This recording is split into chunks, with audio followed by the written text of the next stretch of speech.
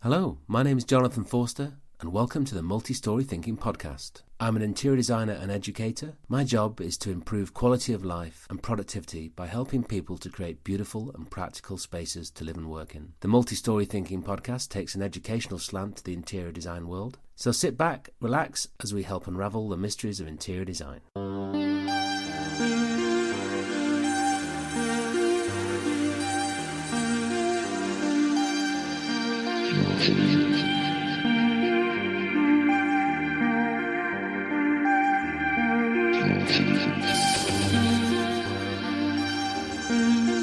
Welcome to this bonus edition, part 2 of the Multi-Story Thinking Podcast featuring Caroline Buckingham. Caroline established her independent architectural firm, Caroline Buckingham Architects, in 2013. She was a director and the head of educational design at Architects HLM, was non-executive director at Llewellyn Davies, and was the vice president of practice and profession at RIBA.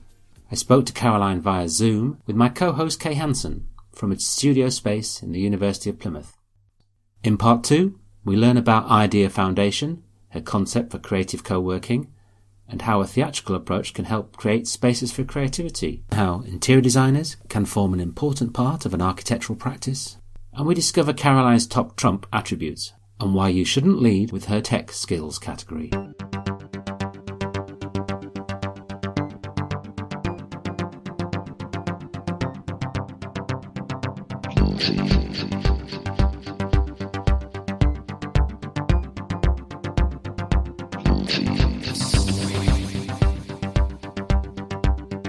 If you were different businesses, and I was thinking more in the creative industry, you should be able to come together. And it came from perhaps when I was doing a lot of education design, and when you did a big space, how you could stage set it. So an exhibition design. So if you create that space and it's quite temporary and you're not scared to change it around a bit.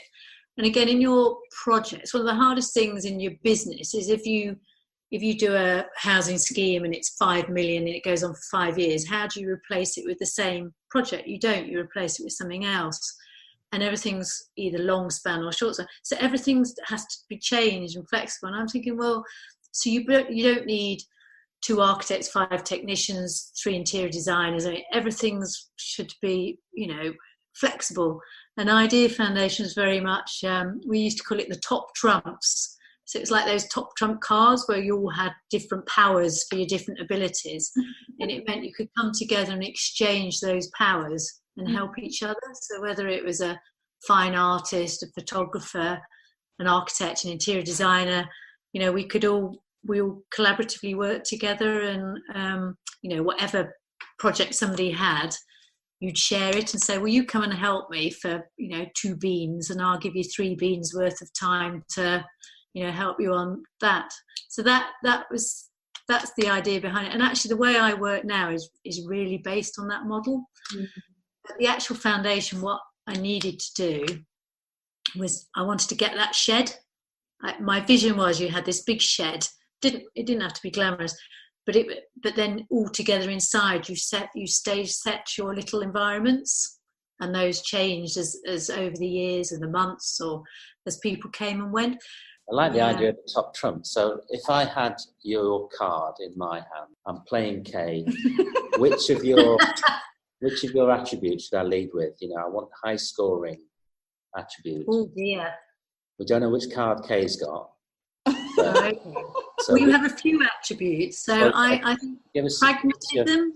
I'd have a big, powerful pragmatism. Pragmatism. Yeah. Cheerfulness would definitely be good. Okay. Positivity, yeah.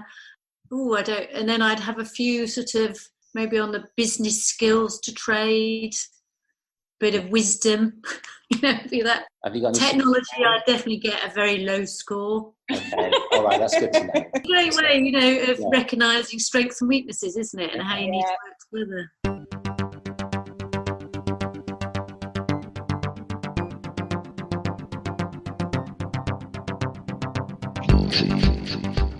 I do believe in this, something that's somewhere between sort of that sort of theatrical space and change and temporary. So, that everyone feels that even if you or a student with a few hours where you just want to knock up a table and sit there and, salvage some old furniture, you can still mix with somebody who's running something that's slightly more institutional, I suppose. I think that's a really interesting concept, and we work collaboratively quite a lot. Kay and I have worked on projects, I work with other people, and I think when we are working, we're putting together teams rather than having a big company sitting there waiting to be fed, like birds in a nest. It's about the project developing the requirement and the team being put together. I think that's becoming more and more popular as well, as people do sort of branch out as they gain experience, branch out on their own. They can't, you're not going to set up a big practice immediately. So kind of calling up on colleagues that you've worked with before or new colleagues that you've met along the way in different disciplines to build your team around a project is financially really sensible. It must be the way forward, which again challenges why do you need big office spaces, or we're much more transient. So no, I definitely work on that model. I'm lucky that because of my sort of years in practice, you have a whole handful of people you understand and know their backgrounds, know how they tick, know what they're good at, and you can pull them in to say, well, will you help me out on some upfront design work, visuals, discussion, things, down to somebody else who's really technically good delivery. And I say, I don't understand this, my little roof detail and how it works. Can you? Yeah, even when I did my website, interestingly, again, writing is one of those hard things for most of us because we prefer to draw it, don't we? We don't want to have to sit there writing for ages. So I struggle with being quite precise in writing. And so I said, why don't you get somebody in to help you? And I got a contact. She was really focused, just talked to me, extracted everything out of my head and was able to turn that into words without rambling on for, like I would have done. But do you know what? She was in her 20s and she totally got it. So again, that whole age thing and freshness. And certainly it's a different model from the big agency, the big practice, isn't it, of having everybody sitting there at your beck and call. It's a more fluid and dynamic thing. I think that's what lots of the students are learning, those skills, aren't they, and being more flexible. You mentioned that you have built your own house. So how did you find that? And is that something that at the end of it you kind of, wow, I've created this space just for me, that's something that you're really proud of? How did you find yourself as a client as well? It's a really great opportunity to have. I was lucky that I did, and the best bit is that you can everything it's theory, isn't it, against practice. Everything I theorise about and how good this should be and what we should do and how we should work together, suddenly you're at a point and do it yourself. And so the design and everything I wasn't so worried about, although I have to say it took me 2 years to get planning, which is ridiculous when there was a house on the site to start with. So everything sort of takes 10 times longer than you think. And that's perhaps because you do it 10 times, you keep, have I got that right? Oh, I'll just give that another go. Yeah. So that was great. But then the bits that probably surprised me were the whole cross-section between how important the actual building side is. And so I actually project managed. I did the design, but then project managed I didn't have a contractor. I did it myself and used trades. And actually putting trades together and finding the right craftsmen and I had tried stuff out. So I was thinking, well, it's my own money and time. So if I want to push that detail a bit more, then I'd be prepared to do it, which I probably wouldn't on one of my clients' jobs. So I had a brilliant joiner, and I get him to do mock-ups of junctions and joints, which is you just wouldn't be able to do in a job. Or your client would wonder whether you really knew what you were doing because you're having to do mock-ups. But you try stuff out, and then just how they all work together. So that's a bit again in our training, and even when you run massive projects that you don't quite seem to, well, I didn't quite understand. So a little thing like when I first got on site and everything, I had enormous problems in the ground. But then when coming out of the ground, I got scaffolding. I had to get my scaffolding. You think that's really simple, isn't it? Yeah. What I hadn't realised is how expensive scaffolding is to rent every week. I'm just doing that right now. Exactly. You don't think about that. So I'm like, oh yeah, scaffolding, and I hadn't even allowed for that. Well, whenever, and suddenly it became like quite critical because I couldn't afford to have it up for hours. So I'm talking to, who's doing the brickwork or the stone, how quickly are you going to be and everything. So what I did was I got hold of the scaffold. Unfortunately for me, he needed his roof converting for planning. So I went, that's good. We can do a deal. Okay, and so scaffolding wasn't as important after that. Stay up forever, use it. But yeah, there's little things that you don't think about, and leading times for stuff. So again, we'll draw something quite happily, a nice little porcelain tile and, a bit of steel work, not knowing to manufacture it, get it on site at the right time, not have to store it. All those things, became a complete logistical nightmare. So I learnt loads from all of that sort of stuff, So yeah, when it finishes, it's all a bit kind of, you feel really attached to it. I have to say, I've just sold it about 2 weeks ago.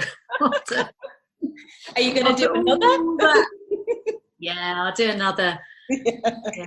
So I absolutely loved the house in the end. I felt it was all part of that whole career maybe and everything you'd aim for.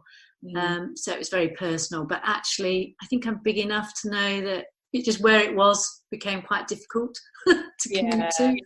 So that's fine, and I feel far more comfortable about just doing something else and next month. So I'm going to do an eco launch. Oh, cool. I think it's that kind of putting yourself out there, trying something new. The next time just feels so much more relaxed and kind of comfortable. Well, you know everything that's going to come at you, don't you? You know what's going to happen, so therefore you can try and. My cousin, who's a structural engineer on my job, he just built his own green barn about a year before I started, and he was brilliant because he sort of taught at the time. It's a bit like when you're at university and they tell you stuff and you think, well, I don't understand what you're on about. And he said to me, "Oh, make sure you go and open loads of trade accounts and make sure that you think ahead and order everything in advance."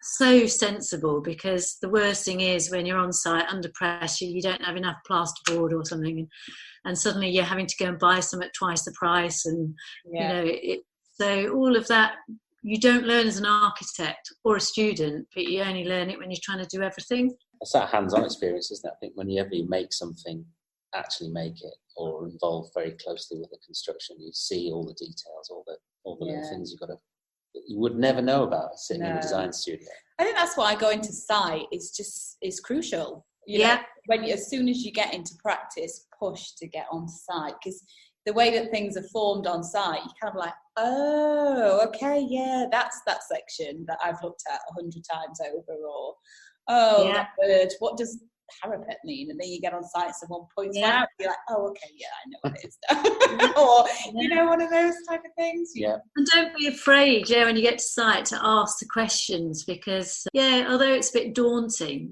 even now I'm on site a little refurb, which is a horrible building that we're completely refurbing, and I don't feel, I just ask basic questions, and most people will actually, they're not trying to trip you up, they actually really want to help and to explain to you. So, and the great thing about what we do is every single time it's slightly different, so it's not repetitive at all. So but the site thing's interesting, because again, I know of students of architects, young architects, who've never been to site in practice. I came across in the RIBA.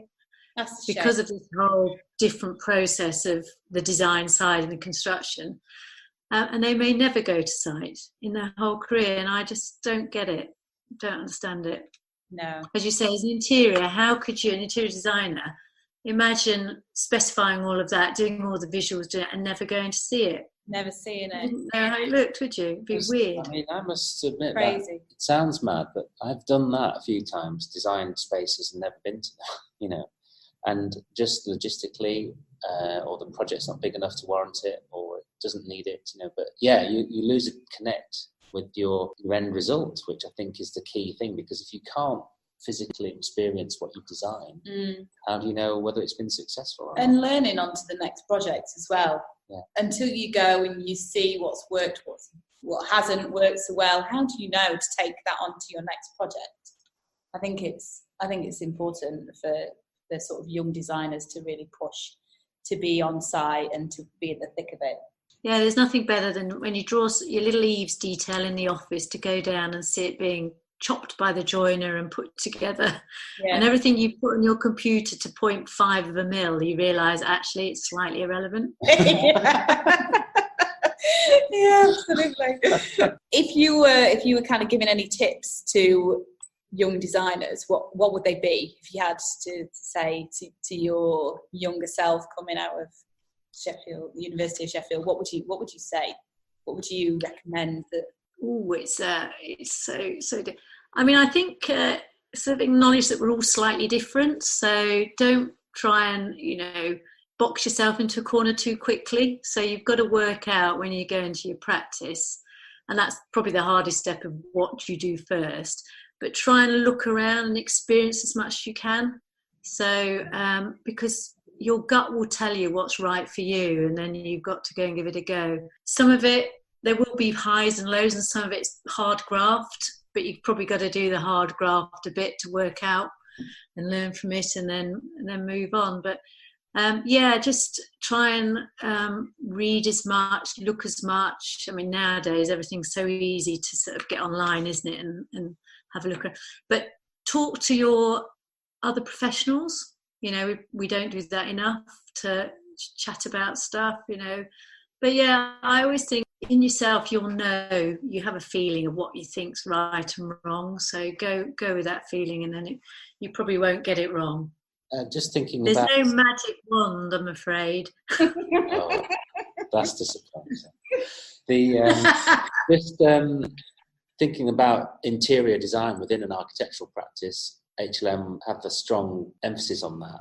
Kay's worked as an interior designer within the group. What words of advice would you give to interior design students who want to try and break into an architectural practice to get yourself into those environments, and what sort of skills would you need?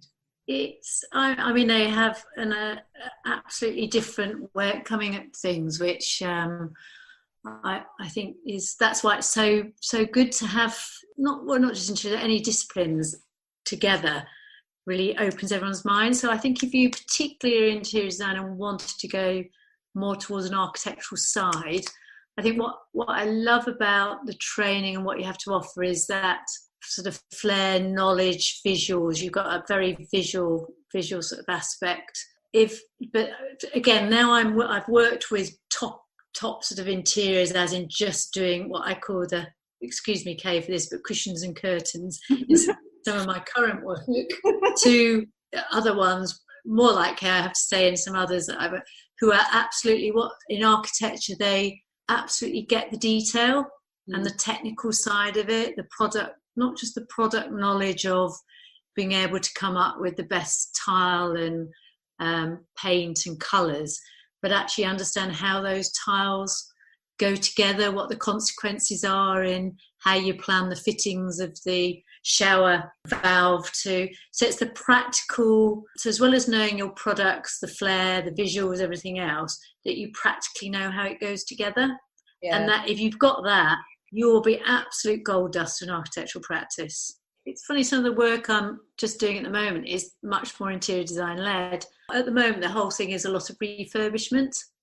So everything I've had to spend a lot of time on in spaces, building, waterproofing, once it becomes refurbishment, it's all slightly different. And again, the budget constraints and everything, I quite like. Again, from my house, I learned a bit that how important the lighting was. You can it's easy to put lights in a space. How you make that lighting have maximum impact, and actually it's a very small amount you pay for something. It's all about the interior, isn't it? An atmosphere, what you want to convey, and that's a value that's just amazing to have. And so the more people I can work with, you have that ability, whereas I perhaps lack that. So I certainly, the whole product my experience hasn't been in that field. So the more I work with people who say, you know, in a school, we've only got that space, say, they come to, and I say, but actually it's an existing building and it's a bit dark, it's a basement. The interior's mind will be able to open that to all sorts of potential sort of thoughts and ambitions, like, you know, introducing projection or lights or feel, or which is beyond my previous experience. So that's why I love working with that kind of, you know, the two go hand in hand. It's not often that you appreciate a building from an external point of view. You may do as you enter into a building and how we use the space, but you spend the majority of time inside using the furniture, walking on the finishes, going into the toilets or using the kitchen, or kind of looking through the glass into, like as we sit here now, into the atrium. It's all of those elements that are tactile, that you kind of come across, that you spend the most time in. So it's... Ask most Joe Public about that, and that's exactly what they were saying. They wouldn't even know how it looks outside, yet all our architectural photographs are all of the external appearance, with not a soul in sight. In our schools, I can remember it being photographed and coming back with not a child in sight. You know, what's that about? The inside spaces are absolutely critical and the most exciting. So, and again, that's lovely to be involved in now in some of these smaller projects and refurbs. You can make a massive impact with a very small amount of time and budget, really, can't you? I just wanted to ask, what's next for you then in your career? I remember you telling me once that you decided, if anyone asked you if you wanted to do something new or different, you were just going to say yes. Yeah, I did. I had a motto: I say yes to everything, and the last 5 years have been exhausting. That's why suddenly, when I came to the end of my term at the IB, I think, I came to that. I built a house, I sold a house, I started a new practice. I just think, do you know what? I just need a bit of time. I need some thinking time, just to work it out and stuff.